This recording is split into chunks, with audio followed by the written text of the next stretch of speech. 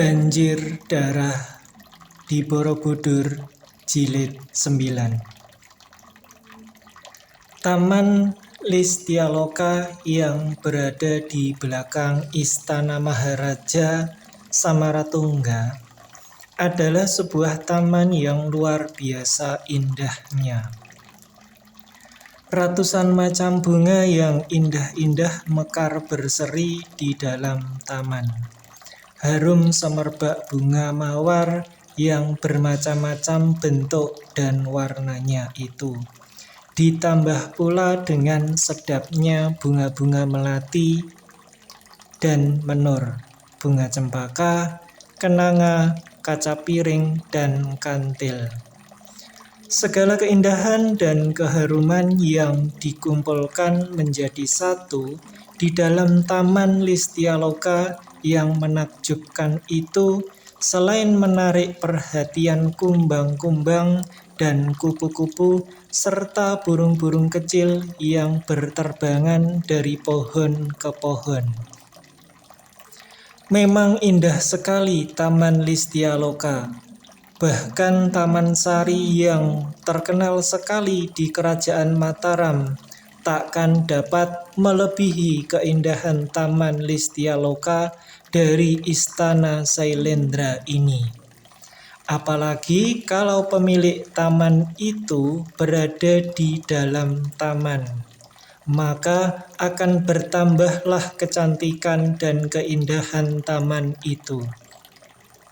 Apabila sang putri Pramodawardhani berada di dalamnya, maka taman itu akan berubah seperti taman Indraloka di kayangan Batara Indra. Karena putri jelita itu tidak kalah elok dan cantiknya oleh putri atau bidadari kayangan yang manapun juga. Akan tetapi pada senja hari itu, keadaan di Taman Listialoka tidak seperti biasa, tidak gembira dan tidak bersinar, seakan-akan muram dan sunyi. Kemanakah perginya burung-burung, kumbang, dan kupu-kupu yang biasanya meramaikan taman bunga itu? Mereka masih ada. Akan tetapi burung-burung itu bersembunyi di dalam pohon, mendekam di atas cabang tak bergerak bagaikan sedang tidur. Kumbang-kumbang bersembunyi di dalam kelopak bunga, sedangkan kupu-kupu yang biasanya menari-nari itu kini menempel pada daun-daun bunga tanpa bergerak sedikit pun. Semua tampak berduka, seakan-akan berkabung. Mengapa demikian? Kalau kita menengok ke tengah taman, di dekat empang bunga teratai, di dekat pancuran air, maka akan melihat sebab kesunyian dan kemuraman itu. Di atas bangku terbuat dari batu hitam yang terbentuk indah yang mengkilat, duduk Kusumaning Ayu Pramodawardhani sambil menyangga dagu dengan tangannya. Keningnya yang indah itu berkerut, wajahnya muram, dan berkali-kali terdengar tarikan napas halus. Banyak orang berkata bahwa kalau sang putri ini tersenyum, maka dunia akan ikut tersenyum dengan dia. Akan tetapi, kalau dia bermuram durja, maka dunia akan menjadi gelap dan suram pula. Memang, siapakah orangnya dan makhluk manakah yang tak akan menjadi kecil hati dan ikut berduka melihat keadaan sang jelita yang bermuram durja itu?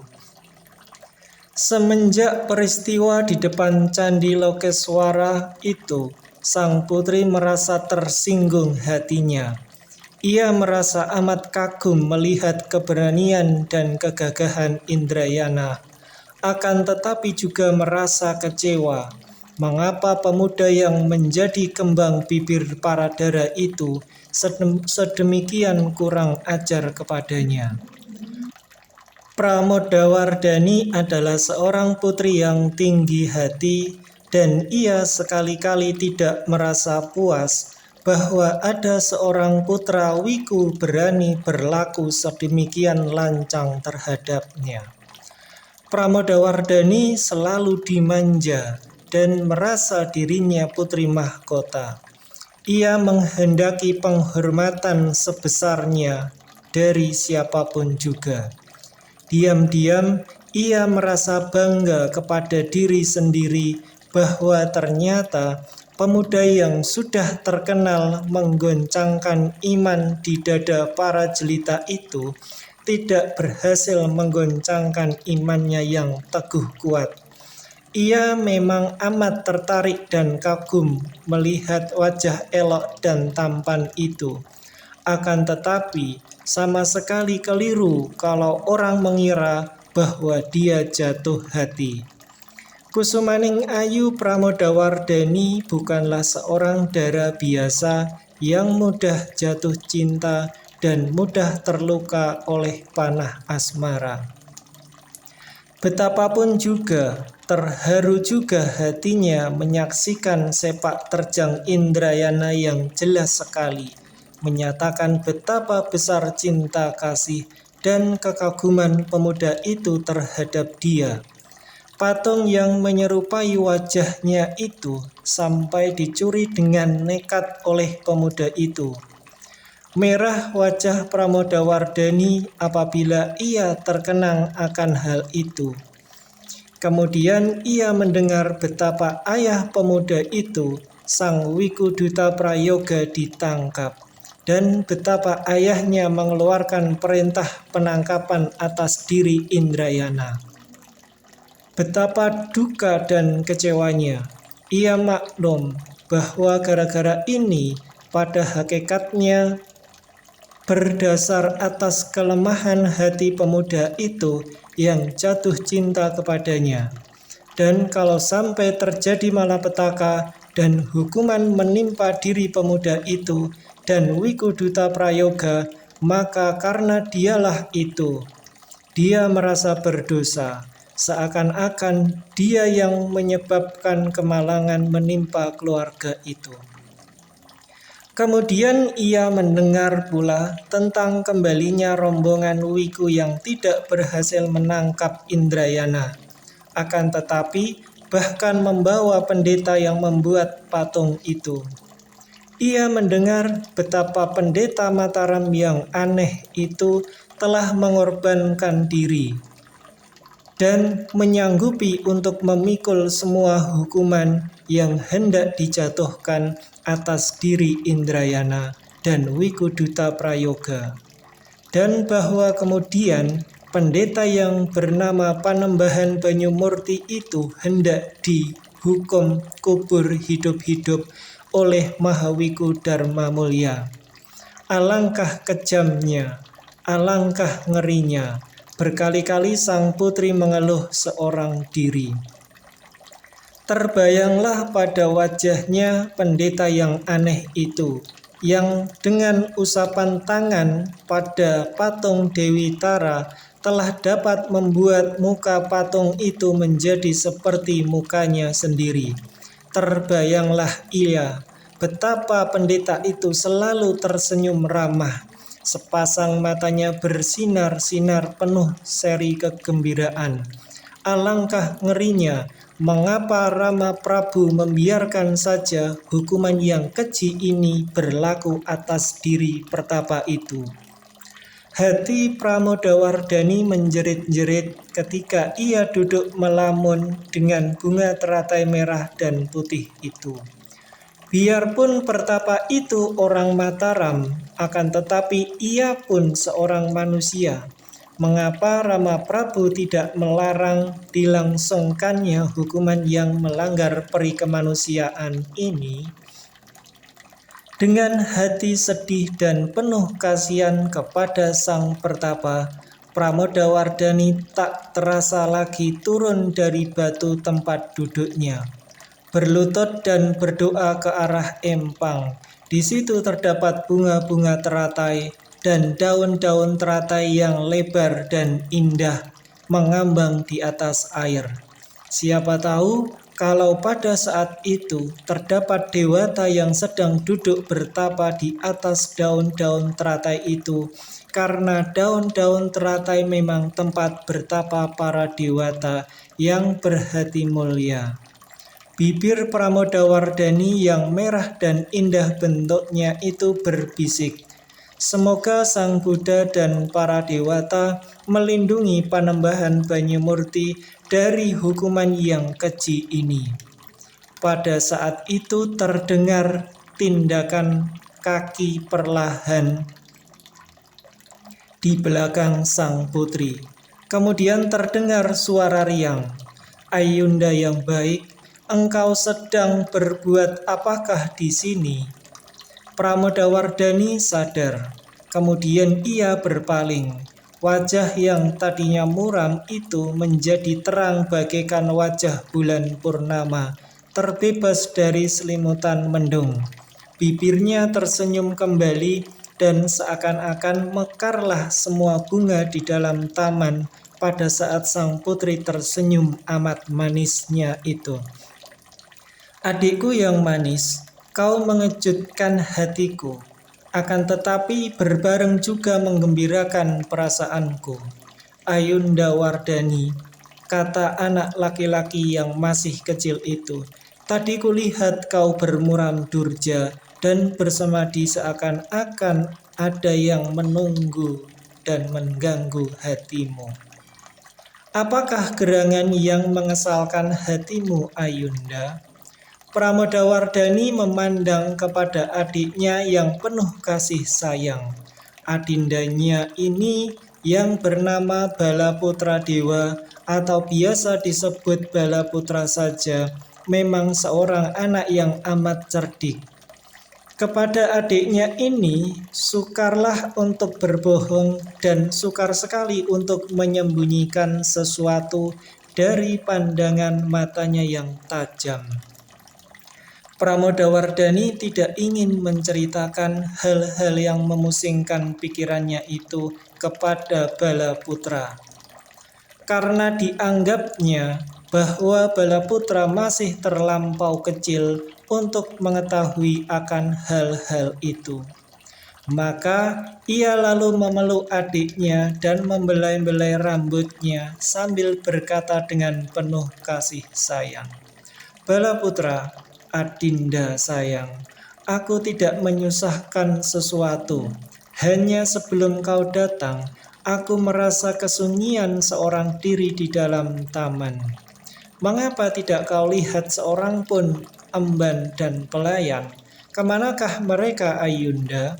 tanya Balaputra sambil memandang ke kanan dan kiri. "Aku sudah bosan mendengar kelakar mereka yang tiada henti-hentinya, adikku. Maka kusuruh mereka mengundurkan diri dan mengasuh.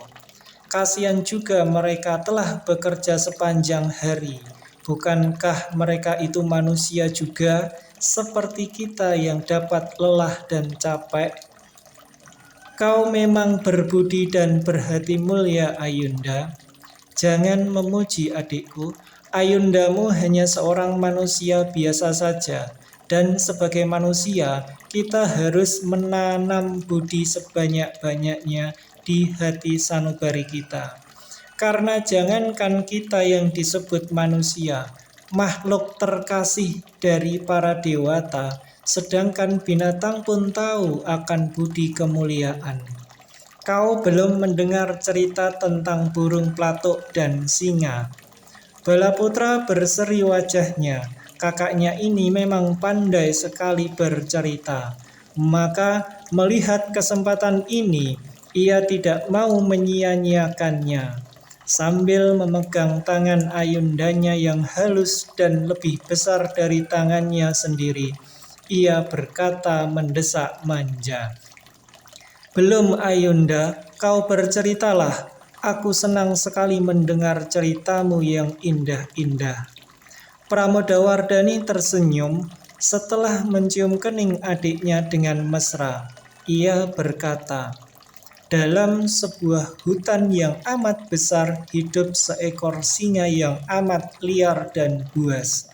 Hampir setiap hari terdengar singa itu mengaum dan menggereng keras, menggetarkan seluruh hutan.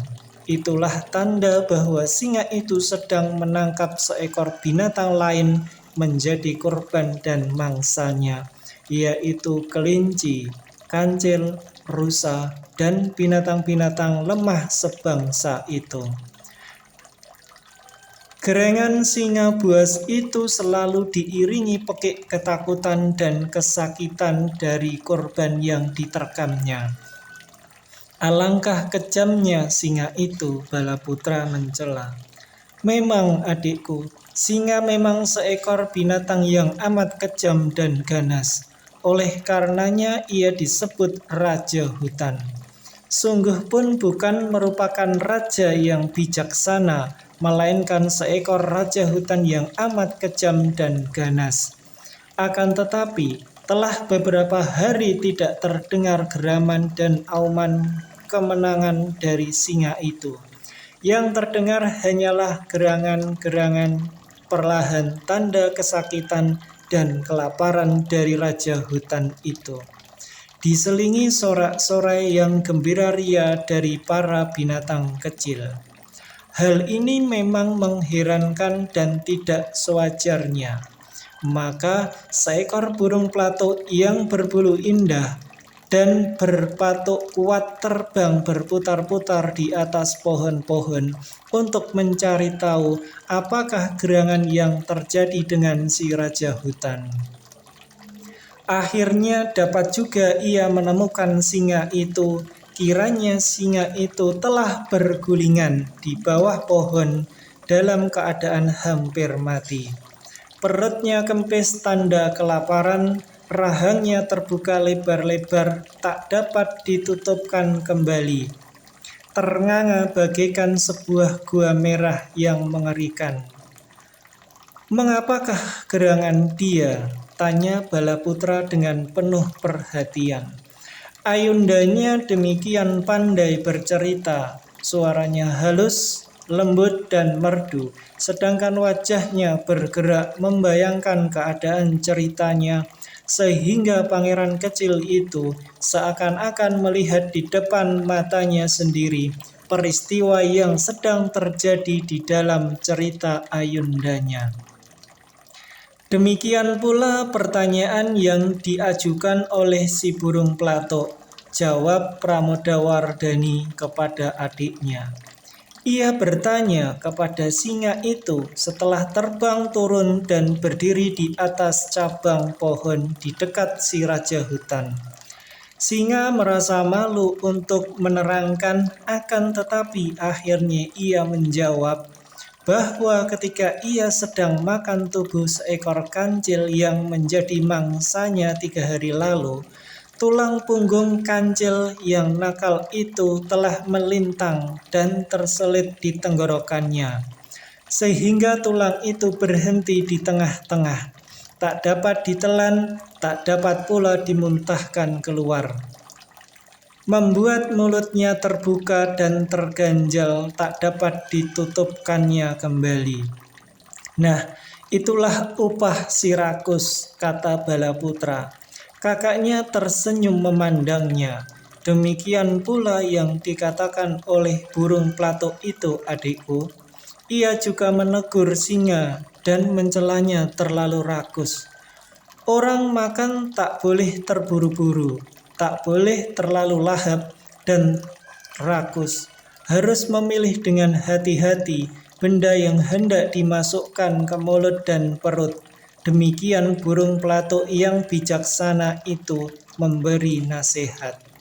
Singa merasa menyesal sekali dan baru insaf akan segala kesalahannya, akan segala kekejamannya. Kemudian sambil menangis sedih ia memohon pertolongan burung pelatuk itu untuk mengambilkan tulang yang mengganjal kerongkongannya. Tulang itu melintang di dalam tenggorokan, sedangkan mulut singa itu terbuka lebar-lebar mengerikan. terlihat gigi yang runcing dan tajam menakutkan, sedangkan tulang itu berada jauh di belakang gigi-gigi itu. Untuk dapat mengeluarkan tulang itu, burung pelatuk harus memasukkan kepalanya ke dalam mulut itu sampai dalam. Dan apabila tulang itu telah dilepaskan, maka sekali saja singa itu menutupkan mulut, akan putuslah leher burung pelatuk. Jangan biarkan ia memasukkan kepalanya di dalam mulut singa, Ayunda, seru Balaputra gelisah. Ayunda tersenyum. Adikku, burung pelatuk itu penjelmaan sang bodhisatwa yang bersifat suci dan mulia untuk memberi pertolongan kepada sesama hidup. Dia tak akan pernah merasa ragu-ragu, jangankan baru menghadapi bahaya, sungguh pun dia harus berkorban apa saja, nyawanya sekalipun. Dia takkan mundur. Demikianlah burung pelatuk yang bijaksana itu tanpa ragu-ragu lagi, lalu memasukkan kepalanya ke dalam gua merah yang mengerikan itu, menggunakan paruh yang kuat untuk mematuk tulang kecil yang melintang di tenggorokan singa dan berusaha mengeluarkannya. Akhirnya berhasillah dia menolong nyawa singa itu dari bahaya maut.